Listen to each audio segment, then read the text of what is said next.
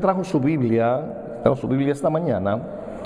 Yo le voy a invitar a abrirla en el libro de los Efesios, en el capítulo 2, Efesios capítulo 2, y vamos a hablar esta mañana de lo que somos ahora en Cristo Jesús por la gracia del Señor. Y antes no éramos pueblo de Dios, desconocíamos al Señor.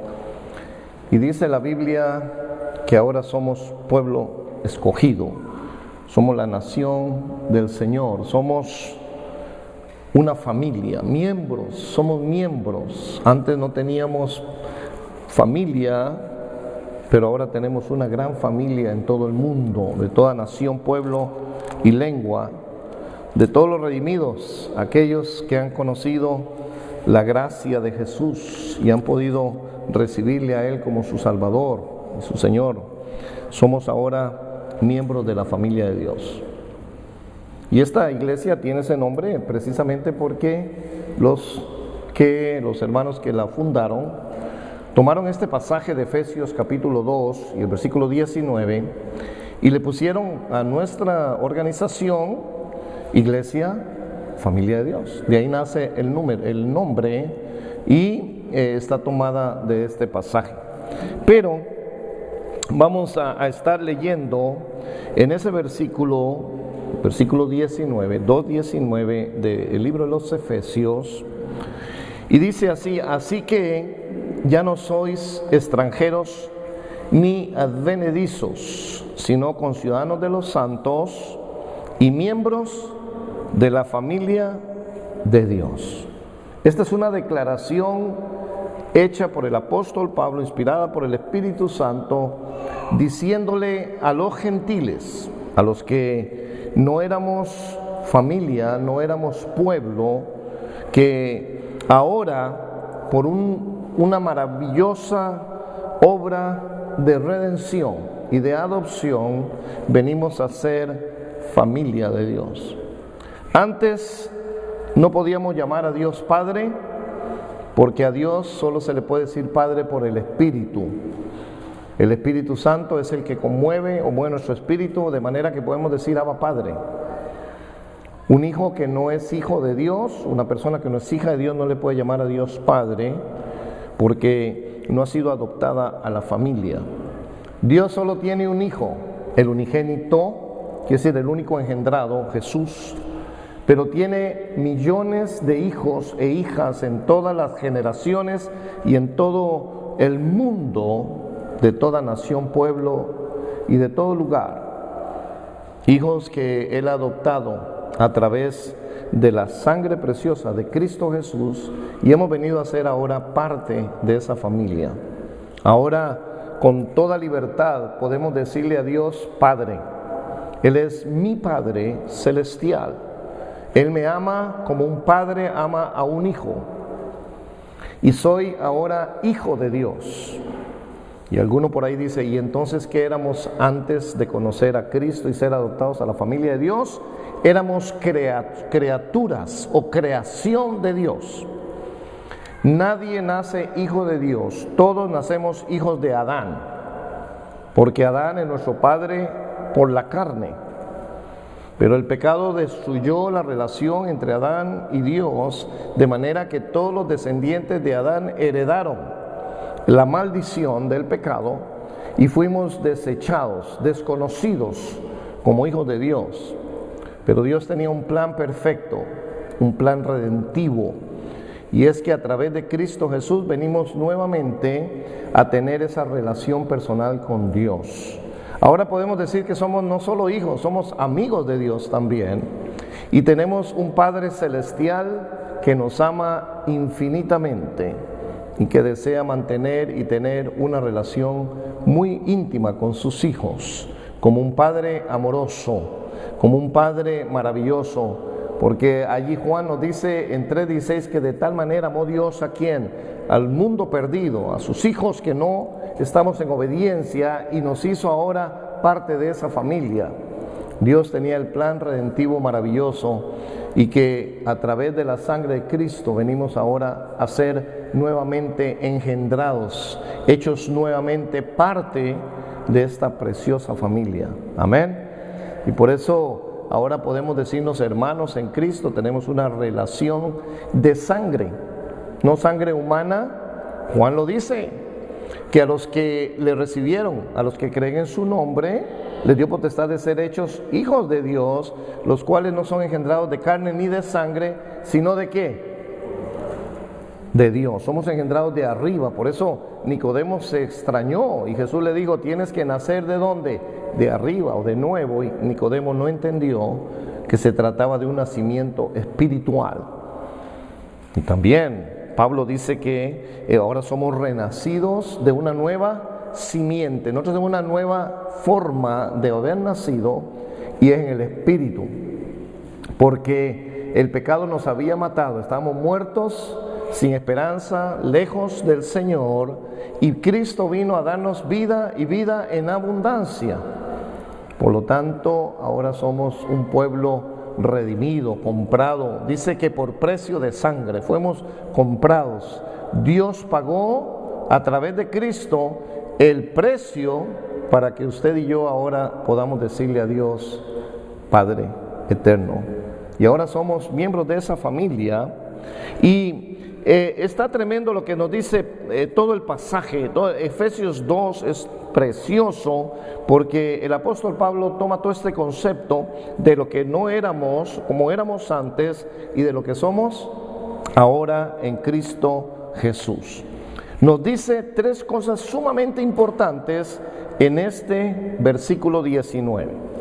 Lo primero que nos dice es que ahora, ¿en quién? En Cristo ya no somos ni extranjeros, ni tampoco somos advenedizos. Bueno, advenedizo es una palabra rara, ¿no? ¿Qué será un advenedizo? Advenedizo quiere decir alguien que es ajeno, ajeno. Por ejemplo, viene alguien y nos ve con unos niños y entonces nos dice, todos son sus hijos. Y le decimos, no, estos son hijos míos, estos son ajenos, son de otro papá, de otra familia, estos no son hijos míos, están aquí pero no son mis hijos, son ajenos de la familia mía. Lo que está diciendo este pasaje es que ahora en este momento, después de venir a conocer a Cristo, ahora somos ¿qué? No extranjero. ¿Qué es un extranjero? Alguien que no tiene ciudadanía de un lugar, que no pertenece a ese lugar y que no tiene derechos en ese lugar donde está. Pero ya no somos ni extranjeros ni tampoco somos ajenos. Ahora somos de casa, ahora somos de la familia, ahora somos íntimamente relacionados, estamos íntimamente relacionados con el dueño de casa, que es Dios. Lo segundo que nos dice el versículo es que ahora en Cristo somos conciudadanos de los santos. Tenemos ahora ciudadanía. Si antes éramos unos forasteros, unos extraños, unos ajenos, unos extranjeros, ahora somos ciudadanos. Y dice, conciudadanos quiere decir que somos ciudadanos con otras personas que también forman parte de esta gran nación, de este gran pueblo, de este gran reino, el reino de Dios. Conciudadanos de los santos se refiere a que nosotros somos separados, llamados, traídos por Dios para formar una nueva nación, una nueva creación, un nuevo pueblo, con una nueva identidad en la cual pertenecen todas las naciones, todas las lenguas, todas las razas, todas las gentes del mundo que tienen a Cristo y que han recibido a Cristo y confiesan que Jesús es el Señor. Se forma esta nación del reino de los cielos aquí en la tierra, conforme cada persona que viene y recibe al Señor se va adoptando, se va agregando, deja de ser un extranjero, deja de ser ajeno, deja de ser un extraño y se convierte por la gracia del Señor en un hijo de Dios. Por eso no todos son hijos, sino que solo los que han venido a esta familia y han sido adoptados a través de la sangre de Cristo Jesús. Lo que nos une a estos santos que se refiere Pablo es que fue la sangre preciosa de Jesús en la cruz la que nos redimió y tenemos entre nosotros una relación de hermandad. Somos hermanos porque todos somos lavados por la misma sangre de Cristo Jesús y en nosotros habita el mismo Espíritu Santo con el cual hemos sido sellados, marcados como propiedad de Dios. Somos el pueblo redimido, lleno de la presencia del Señor. Por eso somos conciudadanos de una gran familia, la familia de los santos. La palabra santo implica separado, atraído, puesto en un lugar especial donde Dios tiene un plan especial para su pueblo. Es el pueblo santo del Señor. Amén. Y lo tercero que nos dice este versículo es que ahora en Cristo somos miembros de la familia de Dios. En esta familia Dios es nuestro Padre amoroso y los hermanos nos amamos los unos a los otros y tenemos una identidad familiar. Dios nuestro Padre nos ha traído a ser parte de esta familia y hay una identidad. Y yo no sé cuántas veces nos hemos encontrado una persona y al momento de conversar un poquito empezamos a sentir que es familia de nosotros, ¿no? Decimos, habla como uno de nosotros, no dice cosas que no son correctas, tiene una actitud diferente y empieza a haber una identidad. Y de repente nos atrevemos y le decimos, ¿y usted es creyente, usted es cristiano? Oh sí, yo soy un hijo de Dios. Hay una afinidad y una relación que el mismo Espíritu Santo nos confirma que estamos hablando con alguien que es familia. Y de repente entra un sentimiento muy lindo, ¿no? Decimos, wow, este es un hermano en Cristo y nos sentimos que estamos en la misma página, ¿no? Estamos hablando el mismo idioma. Hay un espíritu, el Espíritu Santo, que está en comunión entre nosotros y nos une este lazo familiar. Y es que esa sangre preciosa también lavó a aquella persona, así como nosotros. Y sentimos una linda experiencia. Después decimos, fui a tal lugar y fíjate que la persona que me estaba atendiendo era cristiana. Qué lindo, tuve un lindo tiempo con esa persona y fui confortada y hubo coinonía, compañerismo, hubo afinidad en el espíritu. ¿No es cierto? Y esto es parte de esa relación sanguínea, diría yo, de sangre, la sangre de Cristo Jesús. Tres cosas maravillosas, pero viendo el contexto, Pablo nos dice lo que nosotros éramos y a veces no queremos acordarnos, ¿verdad? Porque a veces mejor perder la memoria de las cosas que éramos, pero él recuerda a los gentiles y les dice, ustedes eran esto, no se olviden cómo eran antes para que aprecien lo que ustedes son ahora. Y no lo hace como para recordarnos o traernos malos recuerdos, es para que usted y yo apreciemos y tomemos muy en serio esta nueva relación que tenemos con Dios, que la apreciemos, la cuidemos y que al recordar un poco lo que nosotros fuimos, podamos decir ahora, Señor, no tengo palabras cómo agradecerte lo que has hecho por mí. Y nos recuerda Pablo también en el versículo, no lo vamos a leer todo el capítulo, aunque se lo recomiendo, pero nos dice en el versículo 11, vaya conmigo allí, Efesios 2:11, dice, por tanto, acordaos de que en otro tiempo vosotros, ¿los qué? Los gentiles, en cuanto a la carne, erais llamados incircuncisión por la llamada circuncisión hecha con mano en la carne. Versículo 12, en aquel tiempo estabais sin Cristo, alejados de la ciudadanía de Israel y ajenos a los pactos de la promesa, sin esperanza, sin Dios en el mundo. Y aquí entendemos que Pablo se está refiriendo a los gentiles.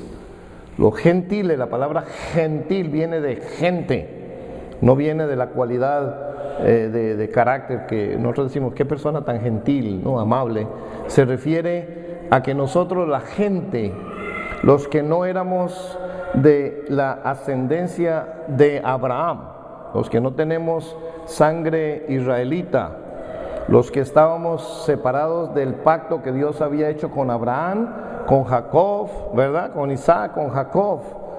Estos éramos nosotros. No teníamos ninguna esperanza, no teníamos ninguna promesa. Pudimos haber leído todas las promesas que Dios le hizo a los patriarcas y decir al final, qué lindo todo lo que Dios les prometió. Pero como yo no soy uno de sus hijos, de sus descendientes, nada de eso me corresponde. Pudimos haber pensado que Dios era el Dios de todos, como algunos dicen, oh no, Dios es el Padre de todos, y estaríamos bien equivocados. Y todavía mucha gente hoy sigue muy equivocado diciendo que Dios es el Padre sin haber recibido adopción. Pero Dios no es Padre solo de Jesús, Él es su unigénito. Pero los demás tenemos que venir a esa relación personal con Cristo para entrar en la familia de Dios y ser ahora hijos amados del Señor. Y aquí entonces Pablo nos dice que se recuerde, no se olvide, usted gentil, usted gente, porque éramos llamados incircuncisos. Y si recordamos rápidamente de qué se trata, era que Dios, cuando llamó a Abraham, le pidió una señal física para separarlo del resto de las gentes, y era que los varones eran circuncidados como señal de que ese era un pacto, era el pacto hecho en la carne, de manera que los hijos de Abraham y toda la descendencia israelita, todos los varones tenían que ser circuncisos o circuncidados. Y cuando la Biblia habla de circuncisos, habla de Israel, y cuando habla de incircuncisos, no circuncidados, se refiere ¿a quién? Al pueblo, a la gente, a los gentiles de todas las naciones que no pertenecían a ese pacto. De manera que siendo incircuncisos no teníamos, dice allí, mire lo que no teníamos. No teníamos a Cristo, no teníamos ciudadanía, éramos extranjeros, y tampoco, ahí está la palabra, estábamos ajenos. Dijimos que ajeno se refiere a alguien que no pertenece a esto. Éramos ajenos de los pactos. Dios había hecho pactos, había hecho trato con Israel, diferentes tratos que Dios hizo, y a nosotros, los gentiles, nos dejaron afuera, porque no éramos parte de la descendencia de Abraham, y nos dejaron afuera, y dice que estábamos lejos, sin esperanza, ajenos a las promesas, y no había para nosotros ninguna esperanza. Cero. Estamos en una condición terrible y no teníamos futuro. Éramos huérfanos. Y la descripción es bien pintoresca, ¿no? Bien clara. Pablo nos está diciendo, ¿usted se acuerda lo que usted era? Ahí en el mundo, lejos de Dios, sin esperanza, no podía pedir nada porque nada era para usted. Todos los planes y los pactos Dios los hizo con Abraham y sus hijos, su descendencia, y a ustedes no les tocó nada de esto. Pero gloria a Dios que Dios tenía un plan para nosotros. Era que a través de Cristo ya no habrá un pacto, ya no habrá ningún mandamiento especial, solamente la gracia, el nuevo pacto. Y esta mañana que hemos celebrado la Cena del Señor, es un lindo recordatorio, porque Jesús dijo, esta es la copa del nuevo pacto. Y recuerda que Dios es un Dios de pactos. Dios no anda haciendo cosas así, porque así Él hace trato. Y el pacto que Él hizo a través de Cristo es un pacto que está basado no en mandamientos de hombres, no está basado en ordenanzas como estaba el pacto antiguo, sino que está basado en la gracia, en la pura gracia de Dios. Jesús da su vida y su sangre para que usted y yo seamos redimidos, sin que nosotros tengamos que hacer ninguna cosa, excepto recibir el regalo de la gracia de Dios. Abrir nuestro corazón y decirle, Señor, yo acepto lo que tú me estás regalando, porque gracia significa regalo, y significa regalo inmerecido, que usted y yo nada tuvimos que hacer, ni podríamos hacer para recibir esta salvación tan grande. Amén. De manera que recordando nuestro pasado, podemos decir que éramos incircuncisos, no teníamos la señal, era una señal, ¿verdad? Física. Estábamos muertos en nuestros pecados, porque el pecado causa muerte, muerte espiritual, ¿cierto? Que significa separación. Y la palabra muerte en el sentido espiritual representa una pared de separación entre el hombre y Dios. Y ese muro impide que nosotros tengamos ninguna comunión con Dios y ninguna relación. La causa de que estábamos sin Cristo separados fue el pecado que vino a nuestras vidas. También dice que estamos alejados. Qué feo es estar lejos, ¿no? Y no sé, algunos que hemos viajado a algún lugar y dejamos la familia en casa, hay un gran deseo de regresar a casa, ¿no? Y decimos, bueno, tuve que estar aquí unos días, pero qué ganas de regresar a casa. Quiero estar ¿con quién? Con mi familia. Estamos lejos. Y esa familia maravillosa que Dios nos ha dado en la iglesia, los redimidos del Señor, pueblos y naciones redimidas, y qué lindo, ¿no? Cuando vemos a los hermanos, cuando tenemos esa koinonía, dice la palabra griega, la comunión, el compañerismo, la relación entre los hijos de Dios, que tenemos algo en común, Cristo Jesús. Y entonces ya no estamos alejados, pero ahora nos han acercado a la sangre, ya no estamos ajenos, sino que ahora tenemos derecho a las promesas de Dios.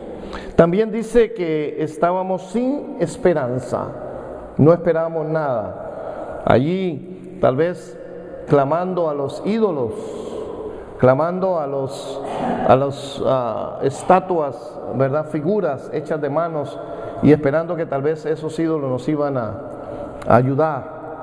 Y en la ignorancia de nuestra mente, nuestra incapacidad espiritual de entender la verdad, teníamos nuestra esperanza puesta en cosas que no son Dios. Estamos sin ningún futuro. Nuestro futuro estaba listo para irnos al infierno, a la muerte eterna. Sin Cristo no había esperanza, muertos y sin futuro. Y también estábamos sin Dios en el mundo, y al que servíamos era al príncipe. Dice la Biblia que nosotros le servíamos al príncipe de este mundo, Satanás, el diablo, como usted le quiera llamar, el enemigo de Dios, el que está persiguiéndonos, y nosotros le servíamos sin saber. Y la gente hoy día está tomado por este espíritu inmundo, que es un ángel caído, ¿no? Que les engaña, le llama engañador la Biblia también. Mentiroso, padre de toda mentira, que ha arrastrado y sigue arrastrando las multitudes para que sean contra Dios, que estén contra Dios, y está en contra de la iglesia. Él es el perseguidor de la iglesia, el que se opone a todo lo que es de Dios. Nosotros tenemos una lucha espiritual. Hemos sido redimidos, pero a la vez también entramos en una relación de enemistad con al que antes nosotros le servíamos. Y la gente en el mundo hoy no sabe a quién está sirviendo. Alguien dijo, bueno, y si ustedes que dicen que son cristianos, son hijos de Dios, ¿qué somos nosotros? No nos atrevemos a decirle para no ofenderle, pero Jesús le dijo a los fariseos, ¿vosotros sois hijos de quién? ¿Por qué? ¿Por qué les dijo que eran hijos del diablo? Porque hacéis las obras del diablo.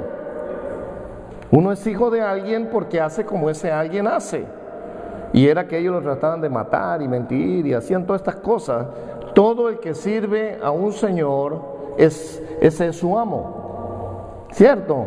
Si servís a las tinieblas, la gente que sirve a las tinieblas es siervo de las tinieblas. El amo de las tinieblas es Satanás.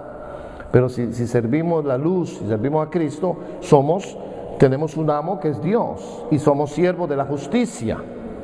Y la adopción vino a quitar esa vida de pecado, de muerte en la que vivíamos por la gracia de Cristo. Ahora sí, podemos decir que vivíamos en un mundo de pecado y maldad, sirviendo al rey, al príncipe de las tinieblas, al que gobierna este mundo y que sigue engañando las multitudes y es antagonista contra todo lo santo y todo lo puro. Por eso usted, el momento que vino a conocer a Jesús, se volvió un enemigo, vino a ser antagonista con él. Pero ahora vamos a leer del versículo 13 lo que ahora usted y yo tenemos. Es una herencia gloriosa. Por eso yo creo que lo que nos está tratando de decir Pablo es que nos cuidemos, nos guardemos de lo que ahora tenemos. Versículo 13. Pero, ¿qué dicha que hay un pero? Si el versículo 12 hubiera terminado diciendo: estabais apartados, sin esperanza, sin Cristo, lejos en el mundo, sin Dios, muertos, gentiles. Y Pablo dice: ya no me dijo nada más el Espíritu, y termine punto final del capítulo. Seríamos los seres más miserables y dignos de lástima. Pero qué bueno que hay un pero. Ese pero es la gracia. Pero ahora, otro tiempo, ¿ahora en quién? En Cristo Jesús. Vosotros, que en otro tiempo estabais lejos, ahora habéis sido hechos cercanos por la sangre de Cristo. Aquí hay un contraste. Antes, lejos. Ahora, cercanos. Antes, lejos por el pecado, la maldad, el mundo. Vivíamos en las tinieblas sirviendo al príncipe de las tinieblas de este mundo, pero ahora nosotros tenemos un pasado, pero tenemos un presente y sobre todo tenemos un futuro eterno. Pero ahora, en Cristo Jesús, ya no somos de las tinieblas, somos del reino, y su sangre es la que nos ha traído para tener estos privilegios, esta relación familiar. Pero ahora, en Cristo Jesús, los que en otro tiempo estamos lejos, hemos sido ¿qué? Atraídos cercano a Dios. Quiero decir, mucha gente dice que anda buscando a Dios de diferentes maneras. Solo hay una manera, y Jesús lo dice en San Juan 10: yo soy el camino, la verdad y la vida. Nadie viene al Padre si no es por mí. Él es el único que nos puede llevar. Por ahí hay gente que con los santos dice que los santos y las vírgenes le van a ayudar a llegar a Dios. Por eso dice que Él es el único. Nosotros somos exclusivistas. ¿Qué quiere decir eso? Para nosotros solamente hay un camino exclusivo: Jesús. Somos radicalmente cristocéntricos. Radicalmente quiere decir que no aceptamos ningún otro medio o manera para llegar a alcanzar esa relación personal con Dios, si no es su Hijo Cristo Jesús. Por ahí andan movimientos ecuménicos tratando de formar la gran ramera que habla Apocalipsis, la iglesia prostituida que se va a formar de diferentes religiones y grupos. El Papa ahora en estos días anda visitando gente de otras religiones, buscando a ver si hay una unificación, que dice él que todos llegan al mismo lugar, buscando a Dios. Seguro no ha leído Juan 3:16, no ha leído pasajes donde dice que Jesús, como en capítulo 10 de Juan, que Él es el único. No puede haber ecumenismo, no puede. No podemos decir que hay gente que puede llegar a Dios por otro lugar. Hay algunos de la televisión, de estos predicadores evangelistas, que dicen que pueden haber otras maneras para llegar al Señor. Nosotros somos exclusivos porque es la sangre, es la única sangre que tiene valor. Todas las demás sangres de los que han vivido en este mundo era sangre corrupta, venía contaminada. La sangre de Cristo es la única que es valiosa, pura y santa para redimir y pagar el pecado de la sangre contaminada de Adán. ¿Se da cuenta? Así que no hay otro que los santos y no sé cuántas cosas por ahí tratando de hacer. En estos días el Papa va para México, ¿cierto? ¿Sabe quiénes están tomando buen negocio? ¿Quién cree que está haciendo un gran negocio? Los vendedores de afiches y de estatuas y de figuras y de estampitas y toda la porquería. Eso es lo que está haciendo dinero. Dice, ahora la gente está desesperadamente comprando todas estas figuras. Él dijo que su primer un lugar que va a ir es a ir a adorar a la Guadalupe, fíjese, en el Tepeyac. Allá es lo primero que quiero ir a hacer una misa en el Tepeyac. La madre de América, así la declaran, pues de algunos, porque mía no es. Mía no es. Yo no sé los que quieren tener una mamá así. Nosotros tenemos un Padre celestial. Él es mi único Salvador, se llama Cristo Jesús. Entonces en estos días México va a estar usted oye la noticia, en tumulto todo esto, ¿verdad? Porque predomina la idolatría, predomina la ignorancia. Cuando Dios ha ofrecido este regalo, la gente lo rechaza. Dice en San Juan capítulo, creo que 4, dice, y esta es la condenación, que Dios envió a su Hijo Jesús al mundo, y los hombres prefirieron las tinieblas que la luz, lo rechazan. Es la única esperanza. Cuando una persona rechaza a Jesús, ya no queda ninguna otra esperanza, porque Él es el último salvavidas que Dios ha enviado. Y el que no tiene al Hijo no tiene la vida, dice la palabra. El que no tiene a Cristo no tiene a Dios, porque Él es el único vínculo, es lo único que nos puede relacionar con el Padre. Porque en San Juan 15 dice, porque separados de mí nada podéis hacer. Pero sigue el engaño, sigue la tradición, la gente en la ignorancia de seguir la idolatría y las enseñanzas falsas de toda esta gente que le dice haga esto, haga lo otro para salvarse, cuando todo lo que tienen que hacer es lo que dijo Jesús: escudriñad las Escrituras, porque ella está en la vida eterna, y ahí usted va a encontrar que ellas hablan de quién, de mí. Él es el centro de la Escritura, amén. De manera que hoy, en estos días, la gente sigue siendo llevada por lugares que no son la vida eterna. Estamos lejos, pero ahora dice el versículo 13 que hemos sido hechos cercanos, y la razón que usted se acercó a Dios es porque hay un pacto de sangre. Nadie puede venir a Dios por medio de obras, nadie puede hacer ningún negocio por ahí para buscar a Dios. Si usted no está bien lleno de la sangre de Cristo, usted no puede llegar. Es como el sacrificio que hacían el Aarón, ¿verdad? Los levitas, sumo sacerdote, para poder entrar en el lugar santísimo donde estaba el arca del pacto, ahí el propiciatorio, y tenía que entrar ¿con qué? Con sangre.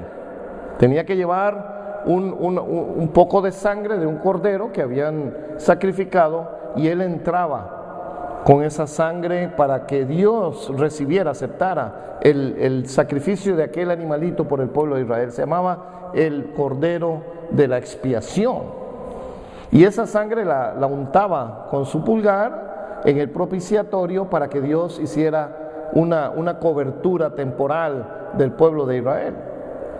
Pero usted no puede llegar a ese lugar, Pablo lo llama el trono de la gracia, el lugar santísimo, si usted no va embarrado, bien embarrado de sangre, cubierto por la sangre del Cordero de Dios. Por eso ahora nosotros tenemos acceso, no con sangre de animales ni de machos cabríos, sino la sangre del Cordero de Dios. Juan lo ve en el Jordán, cuando llega a bautizarse, y les dice a los que están ahí: he ahí el Cordero de Dios que quita el pecado del mundo, porque Él es el único digno. Ahí en el libro de Apocalipsis, capítulo 4, cuando están los sellos y nadie los puede abrir para que se revele el futuro de la humanidad, Juan dice: yo lloraba mucho porque no se halló en ningún lugar, ni en el cielo ni en la tierra, ninguno que fuera digno de abrir los sellos, y mucho menos mirar lo que había dentro. Y el ángel me dijo: no llores, Juan, he aquí el Cordero de Dios, el león de la tribu de Judá. Él es digno, es el único.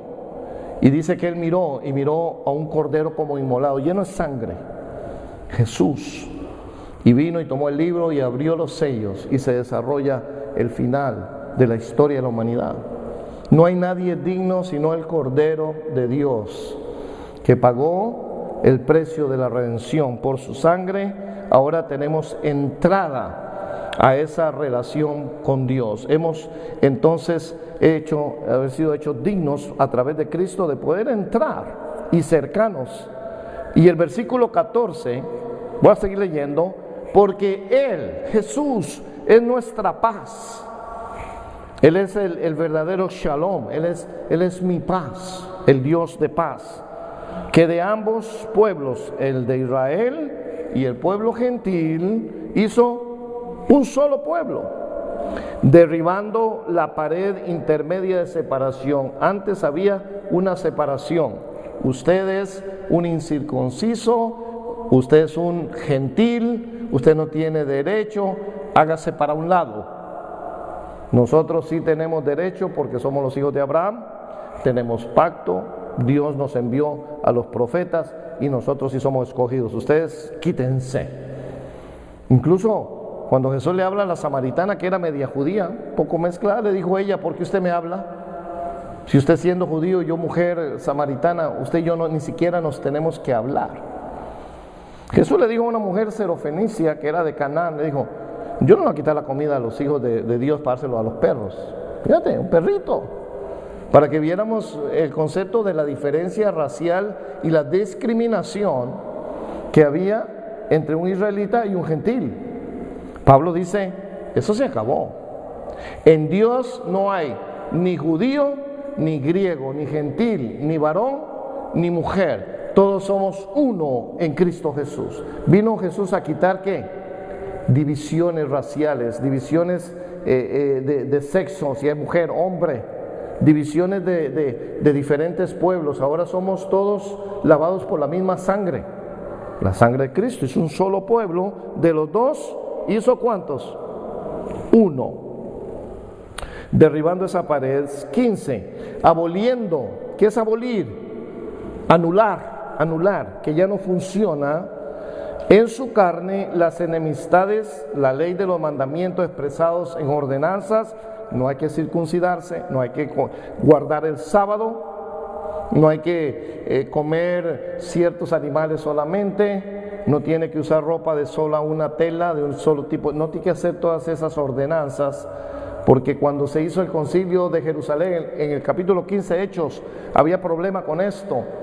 Y le pareció bien, después de que ellos oraron, estaban ahí los apóstoles, está Pablo con Bernabé y están todos ahí reunidos. Y dijeron: ¿qué hacemos con los gentiles? Porque los han tratado de circuncidar y que primero tenían que ser judíos para ser cristianos. Y hubo un gran problema. Entonces se convoca a un concilio. Un concilio es donde todos se reúnen para tomar una decisión. Se llama el Concilio de Jerusalén. Usted lo puede leer en el capítulo 15 de los Hechos. Y le pareció bien, después de que oraron y clamaron a Dios, pidieron la dirección del Espíritu Santo, y dice que le pareció bien al Espíritu Santo y a nosotros de no imponer ninguna carga a los gentiles, excepto que se abstuvieran de sangre de animal o de animal ahogado y de todo acto de inmoralidad.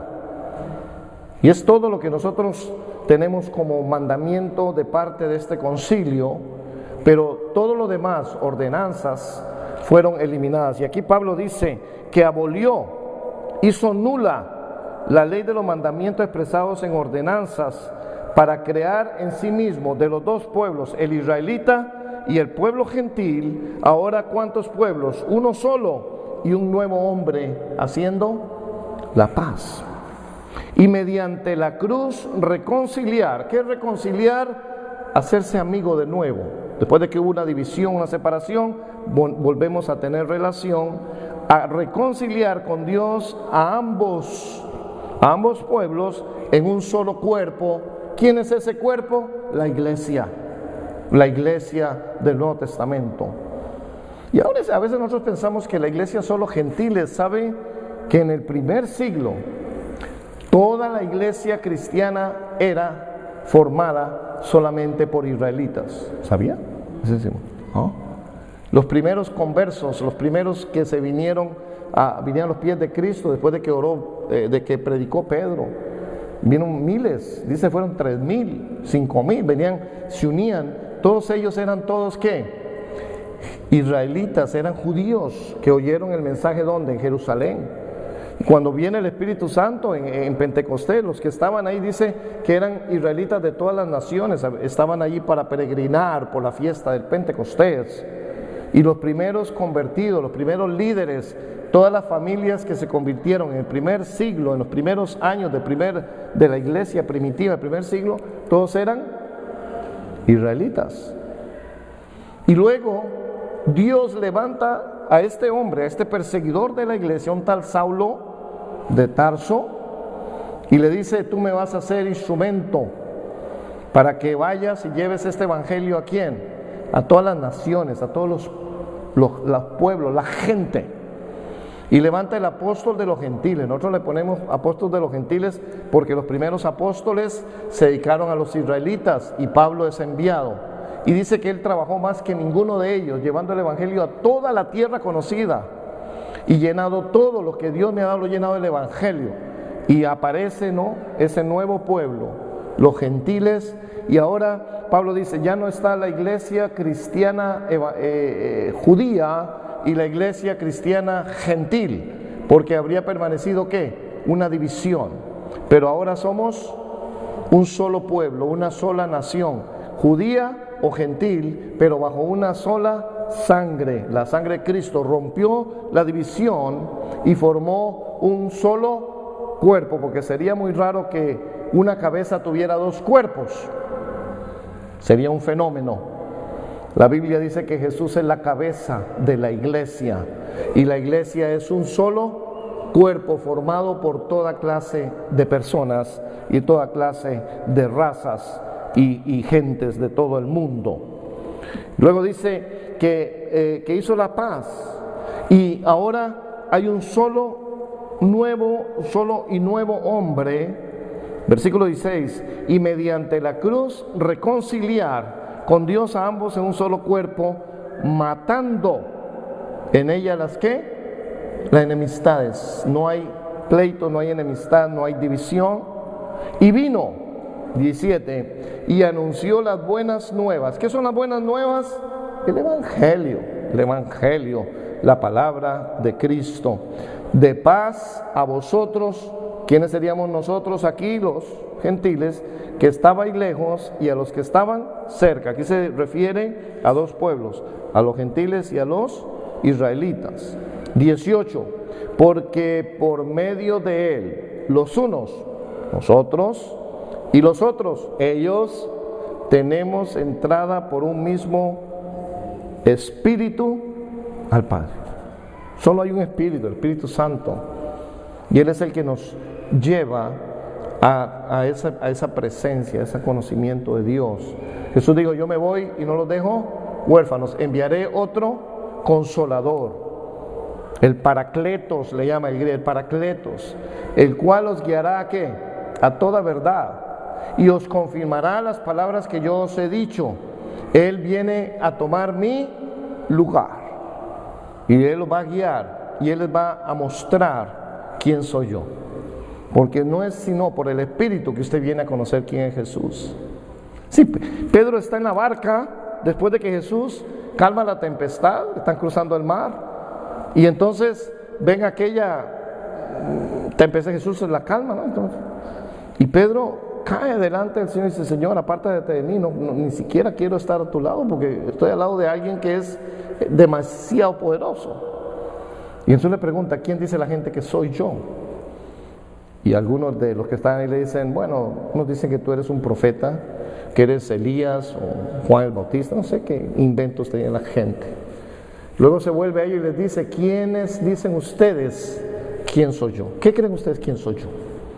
A Jesús no le importa mucho la opinión del mundo, a Jesús le interesa su opinión personal. Y Pedro, Simón, lleno de la presencia de Dios, de repente dijo: tú eres el Cristo, el Hijo del Dios viviente. Y se quedó callado. Simón dijo: ay, ¿qué diría, no? Y Jesús le dice: bienaventurado eres, Simón, hijo de Jonás, porque lo que tú has dicho en este momento, lo que tú has confesado con tu boca, ni siquiera sabes lo que has dicho, pero lo que tú dijiste, te lo ha revelado a ti, ¿quién? mi Padre Celestial. Porque nadie puede llamar a Jesús a través de un estudio, de un entrenamiento, de un tiempo de retiro, no sé. Nadie puede llamarle Señor a Jesús. No le puede decir que Él es el Curios, el Señor, si no es a través de una revelación especial divina que viene de Dios. Y el Espíritu Santo es el que le ha hecho saber a usted y a mí que Jesús no es el hijo del carpintero, no es un profeta, ni es Elías, ni Juan el Bautista resucitado. Es el único Hijo verdadero de Dios y es el Salvador del mundo. Eso nadie lo puede decir en la carne, porque el que lo diga en la carne es un falso, es mentiroso. Es el Espíritu de Dios que da convicción a nuestro espíritu y podemos decirle: Jesús, Jesús es el Curios, es el Señor. Estaba leyendo allí Apocalipsis. Ustedes no leen Apocalipsis, es un libro tremendo. Que la persecución del primer siglo, de estos primeros creyentes, era simple y sencillamente porque ellos no arrodillaban, no ponían sus rodillas y doblaban su cabeza y levantaban una alabanza que decía: viva el César. Y le pregunta: ¿quién es el César? Bueno, el César, ¿qué quiere decir César? Señor. Y ellos no doblaron su rodilla cuando les obligaban a adorar al César. Y ellos decían: el César no es el Señor es Jesús.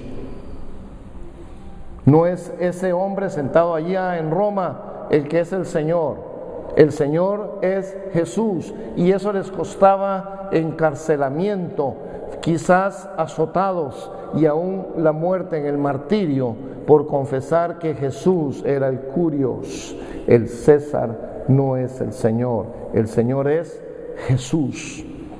Quizás hoy vivimos con la libertad de poder decir que Jesús es el Señor y no nos pasa nada. No sabemos si los tiempos van a cambiar, nos van a hacer que confesemos a otro como el Señor. Pero nosotros confesamos que Jesús es el Señor de nuestras vidas. Amén. De manera que entonces, ahora ya vinimos a conocer a ese Dios eterno y tenemos entrada por el mismo Espíritu. Por eso por el Espíritu usted lo puede confesar. Nosotros estábamos lejos en otro tiempo, ahora hemos sido hechos cercanos. Y esa razón de la cercanía de la sangre de Cristo. Ahora dice que Cristo es nuestra paz. Yo no sé cómo vivía usted antes, pero yo vivía en una desesperación, en un temor, en una angustia. Dice la Biblia que el impío huye sin que nadie lo persiga. Andamos con temores, asustados, no sabíamos nada. Pero ahora hay paz en mi corazón. El Dios eterno ha mandado paz a mi corazón. Jesús dice: en el mundo tendréis aflicción, mas no temáis, yo he vencido al mundo. Yo os traigo mi paz, esa paz que es eterna y real y verdadera. No importa cómo está la circunstancia a tu alrededor, la paz es interna, es la paz de Cristo. Yo no tengo ninguna aflicción, yo no tengo ningún temor de mañana. Yo sé que Él cuida de mí. Dice que soy como la niña de sus ojos y que Él conoce mi nombre. Cuando habla de las ovejas, estaba leyendo también Juan 10, wow, tremendo. Dice que esas ovejas Dios se las dio, el Padre, y Él las tiene en su mano y Él las conoce por su nombre y ellas lo oyen la voz del buen pastor y lo siguen a Él. Quiere decir que si el Señor conoce mi nombre, me conoce muy personalmente.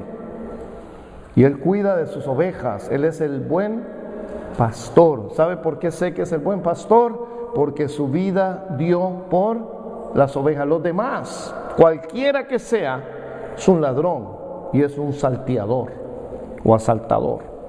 Se brinca la pared para meterse al rebaño. ¿A qué? A robar y a matar. Pero Jesús dijo: yo he venido para que tengan vida y vida abundante. Él es nuestra paz. Ahora tenemos paz. Si estamos aquí, tenemos paz. Y si mañana nos vamos con el Señor, todavía vamos a tener más paz. Amén. Tercera cosa que nos dice este pasaje es que Cristo ha abolido, anulado a través de su sacrificio en la cruz, las enemistades, la ley de los mandamientos expresados en ordenanza. Ya no hay nadie que te pueda acusar. El acusador puede venir y decirle a usted, mire, usted decir, un momento, yo soy hijo de Dios, tengo a Cristo en mi corazón, el Espíritu Santo habita en mí, no tengo ninguna condenación. La Biblia dice que no hay ninguna condenación para los que estamos en ¿quién? En Cristo Jesús. Usted está en Cristo Jesús, no hay ninguna condenación. No le crea al enemigo. Es que mentiroso, falso. Quinta cosa que hemos recibido es que Cristo ha creado un nuevo hombre haciendo la paz. Las cosas viejas pasaron, y aquí todas son hechas nuevas. El pecado, la vida antigua ha desaparecido, ha sido enterrado, el hombre viejo, y aquí somos una nueva creación, una nueva criatura, un hombre nuevo. Cristo también mediante la cruz nos ha reconciliado, nos ha hecho amigos de Dios, amistadnos con Dios. Antes éramos sus enemigos y éramos dignos de toda su ira, pero la ira ha cambiado en amor porque Cristo nos ha reconciliado. 7. Cristo nos vino a anunciar las buenas nuevas de paz. Él es el que trajo el evangelio de vida eterna a nosotros los que estamos lejos, y como los israelitas primeros creyentes no quisieron ir, Pablo fue enviado. Por eso él llevó ese evangelio a nosotros y ha llegado hasta América Latina. Y a veces pensamos, ¿cómo llegó de allá? Porque Pablo fue por todo el mundo antiguo y llegaron gente que fue a España e invadió Europa. Lidia, la que hacía ropa, tela, ella era europea, entró probablemente por lo que hoy conocemos Turquía, y se empezó a esparcir el evangelio por la Europa. Después vinieron los conquistadores a América y el evangelio vino también. De manera que Pablo regó semilla en el mundo conocido antiguo y vino hasta nuestros días, y por eso somos recipientes de esa gracia. Estamos lejos, pero llegó el evangelio aquí. Y ahora, a través de Cristo, tenemos entrada por un mismo Espíritu al Padre. Versículo 20, con esto termino. Dice que ahora somos edificados, la iglesia. Ya no somos ni extranjeros ni advenedizos, decía el 19, sino que miembros de la familia de Dios, y estamos edificados sobre el fundamento de los apóstoles y profetas, siendo la principal piedra del ángulo Jesucristo mismo, en quien todo el edificio bien coordinado va creciendo para ser un templo santo en el Señor, en quien vosotros también sois juntamente edificados para morada de Dios en el Espíritu. Nosotros tenemos un fundamento, es la base de cualquier edificio. Si usted no pone una buena base para edificar, por muy bueno que esté el edificio, se va a derrumbar, porque lo que lo sostiene, ¿qué es? El fundamento. Nuestro fundamento está basado en las enseñanzas de los apóstoles y los profetas, pero la principal de todas las piedras que están en el fundamento, ¿quién es? Cristo Jesús. Lo llaman la piedra angular, y era la que usaban los edificadores antiguamente para dirigir que el fundamento de la casa estuviera bien alineado y bien fundado para antes de poner los ladrillos. Y aquí nos dice que estamos edificados en el fundamento, una buena base. Cristo es la roca que sostiene nuestra vida. Estamos edificados sobre esa piedra, Cristo Jesús. Este edificio se refiere ¿a quién? A la iglesia, la que Él le dijo a Pedro: sobre esta roca edificaré ¿qué? Mi iglesia, y las puertas del Hades no prevalecerán contra ella. Esa es la iglesia, el fundamento es Cristo. Y el propósito de esta iglesia, de este edificio, es llegar a ser un templo santo en el Señor. El Señor dice que Él viene por una iglesia, ¿cómo? ¿Cómo es la iglesia que describe Apocalipsis 19? Una iglesia pura, santa y sin arruga, que se ha vestido de lino fino para recibir a su novio ese día glorioso cuando el Señor venga por su iglesia.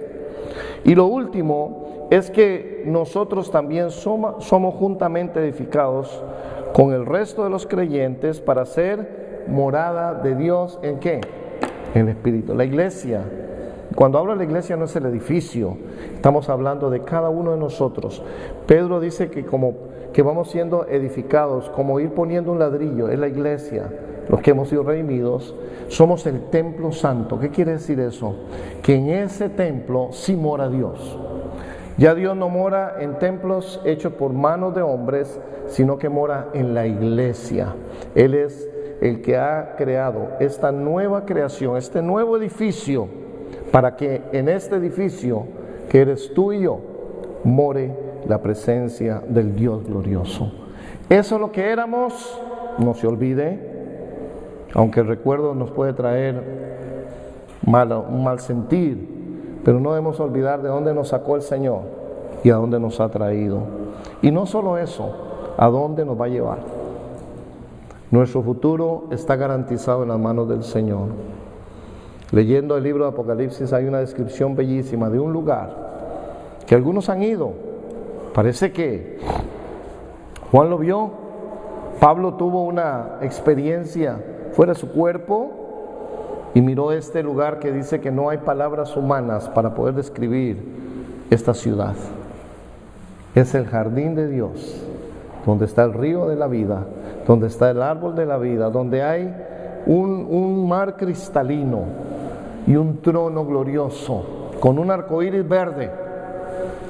Verde es el arco iris que está detrás del trono del que está sentado ahí, y un lugar maravilloso que ojo no ha mirado ni ha llegado al corazón. Eso es lo que Dios tiene. Por eso Pablo dice: yo lo vi pero no sé qué decirles, pero sí sé que me quiero ir para allá. Amén. Esa es la esperanza gloriosa de lo que éramos, de lo que somos por la sangre de Cristo y lo que vamos a hacer. Promesas verdaderas que son para el pueblo redimido del Señor, que ahora tenemos la esperanza puesta en ese futuro.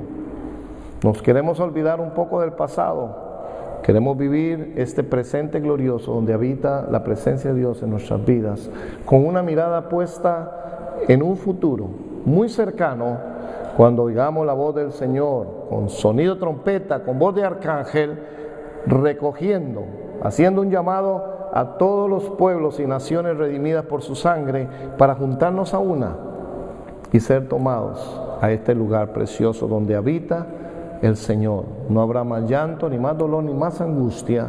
Y dice que las cosas primeras pasaron, todas son hechas nuevas para la gloria del Señor. Amén. Póngase de pie y vamos a ser despedidos.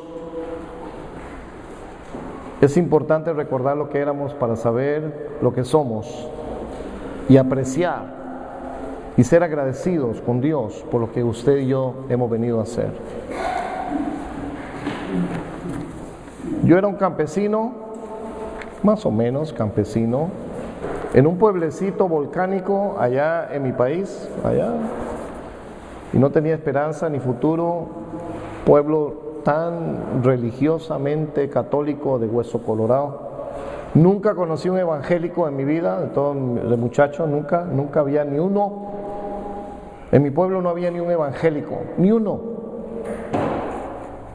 Increíble. Porque si hubiera alguno, seguro lo apedreaban, no sé qué le hubiera pasado. Le hubieran quemado la casa. El cura de ese pueblo era el dueño de todo el pueblo, y la gente doblaba la cabeza porque no era el padre, y se acabó. Un español bravo, bien enojado. Y ahí vivía yo, sin esperanza, sin Cristo y sin futuro. Si estuviera ahí todavía estaría sin Cristo, sin esperanza y sin futuro, pero Dios tenía un plan. Porque Él fue el que me llamó, yo no vine a buscarlo, Él me sacó de ahí, me llevó a un lugar más civilizado. Tampoco conocí ningún evangélico, sí habían algunos, pero los señalábamos, nos asomamos por las puertas de las iglesias evangélicas y salíamos huyendo de muchas. Decía, qué raro, ahí está la gente ahí metida, y parecían seres raros para nosotros. Nunca nadie en toda mi vida que vivía ahí se acercó a mí para decirme que había un Cristo glorioso y que yo necesitaba pedir perdón de mis pecados. Nadie me llegó a buscar para darme el evangelio. Y luego me vine a este país y Dios tenía el plan aquí, pues Dios me está trayendo. La mano de Dios ha estado ahí, en cada uno de nosotros. Eso usted viene su trasfondo, pero Dios lo trajo a usted aquí porque Dios tiene tenía un plan y Él lo ha cumplido perfectamente en su vida. De manera que no podemos otra cosa que hacer es darle gracias al Señor, porque es por su gracia, su mano y su poder y su Espíritu Santo que ahora podemos decir con toda certeza: Abba Padre, Dios Padre mío, tú eres mi papá. Y eso lo ha logrado el Señor por su gracia y misericordia para con nosotros. Señor, gracias que nos recuerdas a través de este pasaje lo que éramos, para no olvidarnos nunca de lo que tú has hecho con nosotros. Porque al mirar el pasado podemos apreciar mejor el presente con una mirada hacia un futuro seguro en ti. Gracias, Señor, que estando lejos tú nos atraíste, siendo tus enemigos nos amistaste, hiciste una relación y nos llevaste de nuevo a esa relación personal contigo. Hemos sido reconciliados.